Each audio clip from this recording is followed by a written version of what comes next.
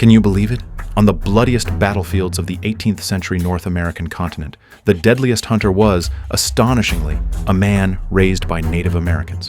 In 1757, the British and French empires, battling for supremacy over the North American continent, ruthlessly dragged the greedy flames of war into this once tranquil primeval forest.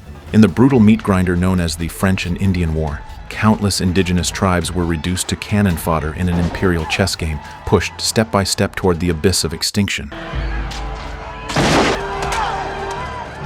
Hawkeye, Nathaniel, along with his adoptive father, Chingachgook, and his adoptive brother, Uncas, represent the last bloodline of the Mohican tribe. Initially, they sought only to stay out of the fray and survive in the margins of this chaotic world. Holding a deep reverence for nature, they hunted elk only for sustenance. Whenever their prey fell, they would kneel beside the pooling blood, whispering prayers for the animal's soul to rest in peace. But destiny, like a ruthless tomahawk, violently dragged these three men into a bloody vortex, one interwoven with the bitter hatred of near extinction and a desperate romance forged in the fires of war. Today, let's delve into the cinematic masterpiece The Last of the Mohicans, directed by Michael Mann and featuring a god-tier performance by Daniel Day-Lewis. We will witness how, in a cold world entirely consumed by muskets and ambition, a noble tribe shed its last drop of proud blood amidst a soul-stirring and heart-wrenching elegy. The story begins on a dense forest trail, not far from the front lines. The young and arrogant British Major Duncan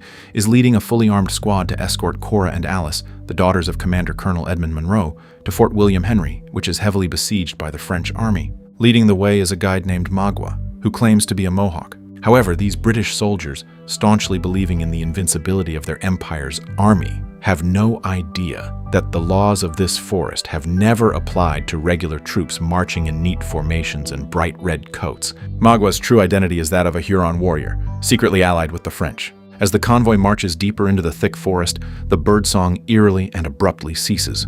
Magua suddenly halts.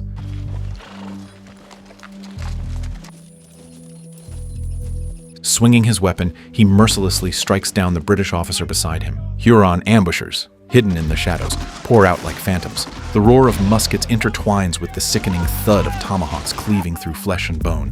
Having lost their formation in this utterly alien primeval wilderness, the British soldiers are subjected to a one-sided, bloody massacre. The air grows thick with the acrid smoke of gunpowder and the metallic stench of blood.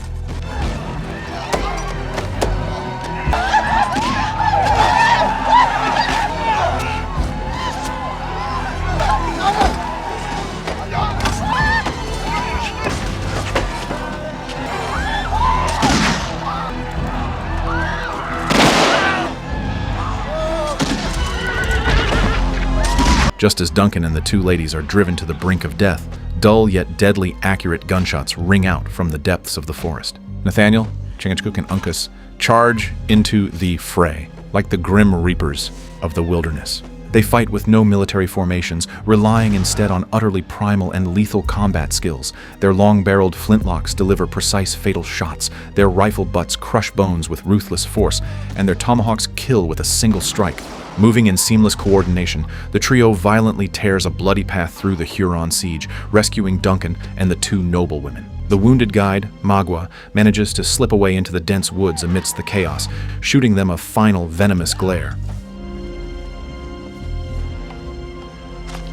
Out of compassion for the defenseless, Nathaniel, his father, and his brother decide to take over the escort mission and guide them to Fort William Henry. We'll take you as far as the fort. However, this trek through the wilderness completely shatters the British aristocrats' romanticized illusions of war.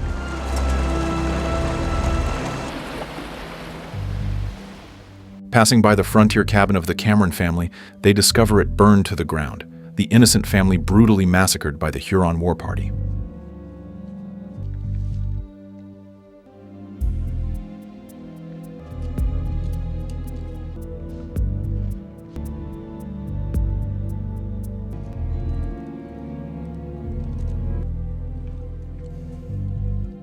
Horrified, Cora insists that the dead be given a proper burial, but Nathaniel coldly rejected her plea. He told Cora that turning the earth would only expose their tracks and draw the pursuers down upon them. In this harsh wilderness, the primal law of survival supersedes all the hypocritical pleasantries of civilization. This stark, uncompromising, yet profoundly fundamental philosophy of survival deeply shook Cora, a woman bred in British high society. In this hunter, with his piercing gaze and lethal agility, she began to perceive a raw, untamed sincerity that transcended the rigid class divides of the Empire. Within those eyes lay the very soul of the forest.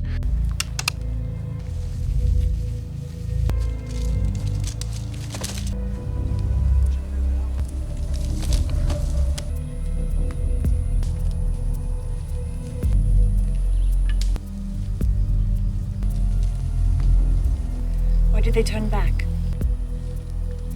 Burial ground. When the group, having braved countless perils, finally reached Fort William Henry under the cover of night, the sight before them was nothing short of a living hell. The artillery batteries of the renowned French General Montcalm were raining tons of cannonballs down upon the crumbling British stronghold.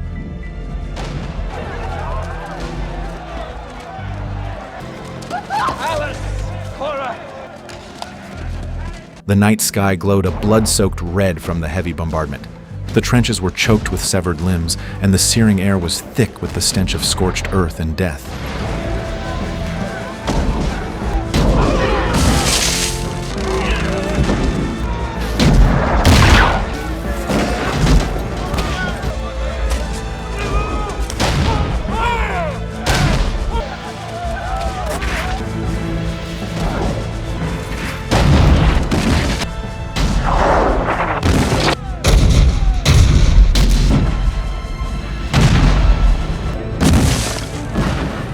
The fort's commander, Colonel Edmund Monroe, faced a desperate endgame. His garrison was utterly depleted of ammunition and rations. Even more fatal was the betrayal from the rear. General Webb, entrenched at Fort Edward, callously refused to dispatch any reinforcements in a selfish bid to preserve his own forces. Inside the besieged fort, a fierce clash between survival and duty erupted. Nathaniel knew all too well that the French army's Native American allies were ruthlessly pillaging the civilian settlements on the frontier. He implored Colonel Monroe to release the conscripted militiamen, allowing them to return home to defend their wives and children. However, the arrogant and obstinate Colonel Monroe flatly refused. In the eyes of the British High Command, the Empire's defensive lines and absolute military obedience far outweighed the worthless lives of mere commoners. Confronted with such cold-blooded, life-disregarding military orders, Nathaniel sparked his own rebellion. Uncle Visconti, are you stand? Yes, It's too many French. and so few of us to fight, not too many to die. But we've given our word to our English fathers.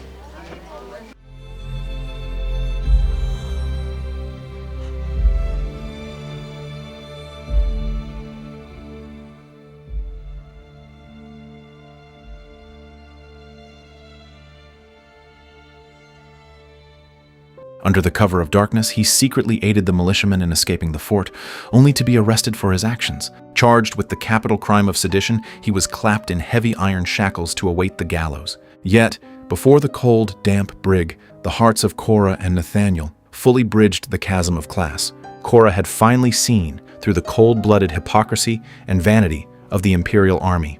She clashed fiercely with her father in Nathaniel's defense. Cora, I would do anything I could to keep you from being hurt. But this man is guilty of sedition and subject to military justice and beyond pardon. Justice? If that's justice, then the sooner French guns blow the English army out of America, the better it will be for the people here. You do not know what you're saying. Yes, I do. I know exactly what I'm saying, and if it is sedition, then I am guilty of sedition too. Then, beneath a night sky ablaze with artillery fire, she passionately embraced and kissed this son of the wilderness who was bound for the hangman's noose. In this isolated fortress, which could be leveled to the ground at any moment, their love became the sole, pure salvation in a world torn asunder. Shared through the iron bars of shackles and the roar of cannon fire, the blistering heat of that kiss was utterly heartbreaking. Yet, inevitably, the fortress fell. Stripped of all hope, Colonel Monroe was forced to surrender to the French commander, Montcalm. The French offered terms that appeared honorable and steeped in chivalry. The British garrison would be allowed to retain their colors and weapons and retreat to British territory fully armed, alongside their families. None of your men will see the inside of a prison barge. They are free, so long as they return to England and fight no more on this continent, and the civilian militia return to their farms. Their arms, They may leave the fortress fully armed. my colors. Carry them to England with pride. Allow me to consult with my officers. Tragically, the civilized packs of men were nothing but worthless scraps of paper in the face of deep-seated, blood-soaked vengeance. Unwilling to dirty his own hands, General Montcalm quietly turned a blind eye, tacitly consenting to the impending massacre by his Native American allies. Magua, the Huron war chief, utterly rejected this honorable peace. Years ago, Colonel Monroe's forces had decimated Magua's village. His children were brutally killed, he was enslaved, and his wife was forced to marry another. Magua had sworn a blood oath to his ancestors. He would wipe Monroe's seed from the earth and personally cut the heart from his chest. That venomous hatred had burned like a hellfire within him for half a lifetime.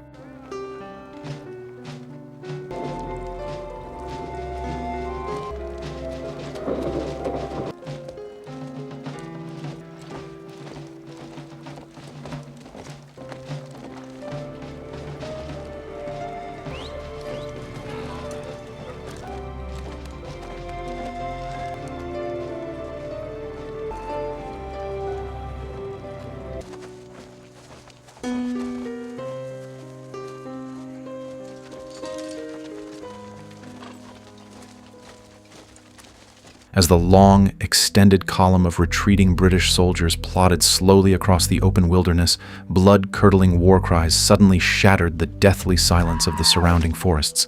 Thousands of Huron warriors surged from the tree line, descending upon the defenseless British column like a bursting dam. This was no battle. It was a one-sided slaughter devoid of any mercy. Muskets, tomahawks, and spears ruthlessly harvested lives. The bright red coats of the British were soaked crimson in the dirt. Agonized wails tore through the heavens, and the air hung heavy with the sickly sweet stench of death.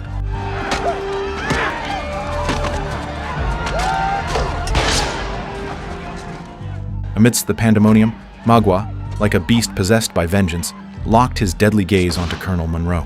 With a single musket shot, he felled the once high and mighty commander. Standing over him, Magua coldly proclaimed his vengeance. Then, with brutal finality, he carved open Monroe's chest. In that horrific instant, the inferno of hatred completely devoured all reason. Through the rain of blood and utter pandemonium, Nathaniel smashed his iron shackles. Reunited with Chingachgook and Uncas, they fought desperately, hacking their way into the enemy horde. Shielding Cora, Alice, and Major Duncan, they commandeered a pair of canoes and made a frantic escape down the treacherous, raging river toward the roaring falls.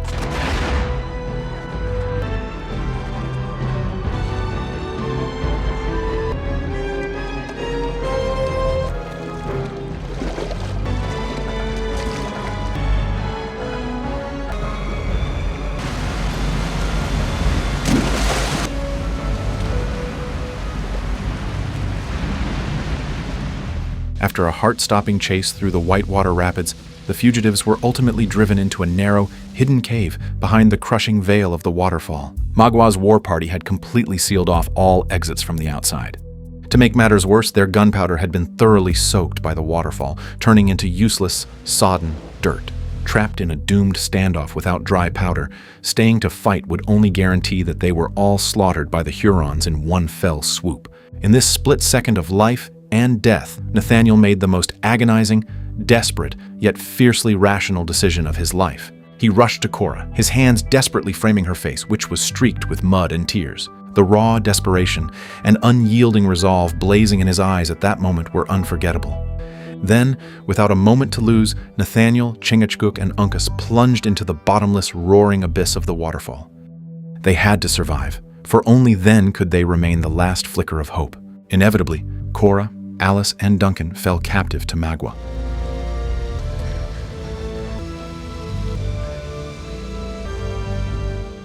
To rescue the woman he loved, Nathaniel did not flinch. Laying down his weapons, he strode unarmed into the heavily fortified Huron encampment. Like a true warrior, he stood face to face with the venerable Huron sachem.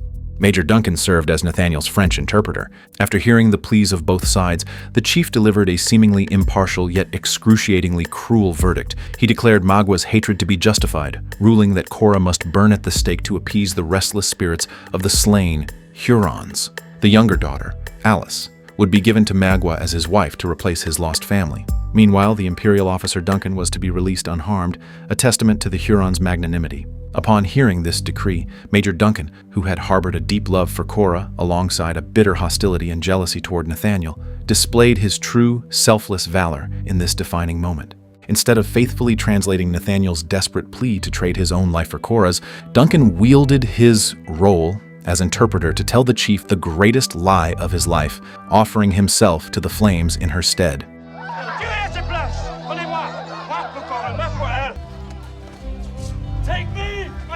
As Nathaniel led Cora away from the encampment, he cast a backward glance at the British aristocrat bound to the burning stake. The roaring flames had already begun to engulf Duncan's body. To spare Duncan the excruciating agony of the fire, Nathaniel raised his long-barreled flintlock from the distant tree line, firing a single, merciful shot straight through Duncan's heart. It was the most profound mercy a warrior could bestow, and a final tribute to a noble soul. That shot shattered not merely flesh and bone, but the last lingering barrier between the Empire and the wilderness. Cora was saved, but her younger sister Alice was forcibly dragged away by Magua toward the treacherous, jagged peaks. Uncas, having quietly fallen in love with the pure-hearted Alice during their harrowing escape, would not let her go.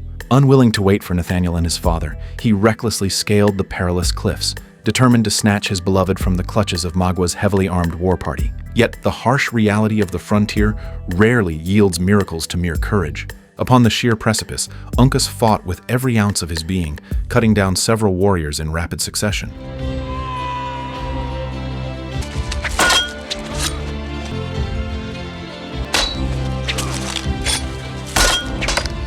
But ultimately, he was no match for the battle-hardened Magua.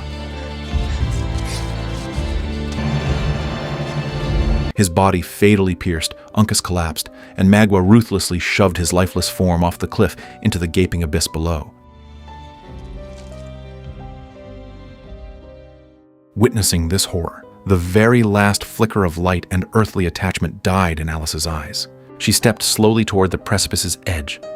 Magua extended his blood-soaked hand, attempting to command her submission. Defying his shocked gaze, she plummeted into the abyss, choosing to follow Uncas into the void.